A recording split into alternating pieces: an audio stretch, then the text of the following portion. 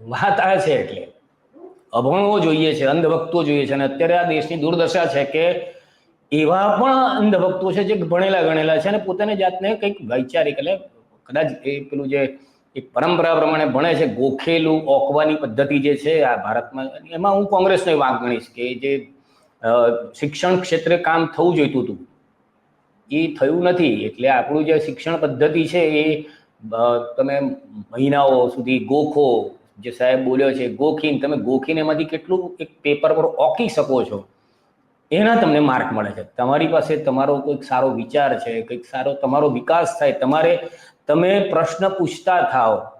કારણ કે આપણી જે પરંપરા છે ભારતીય શાસ્ત્ર પરંપરા, એટલે તમે ચાણક્ય અને નાલંદાની જે આ લોકો પોતાની છાતી ઠોકીને કહેતા હોય કે અમારે ત્યાં આવું હતું, તો નાલંદાની જે પરંપરાઓ તમે કદાચ ક્યાંક સાંભળશો તો ખબર પડશે કે ત્યાં એડમિશન માટે ત્યાં જે દરબાન ઉભો રહેતો હતો એની સાથે પ્રશ્નોત્તરી કરવી પડતી.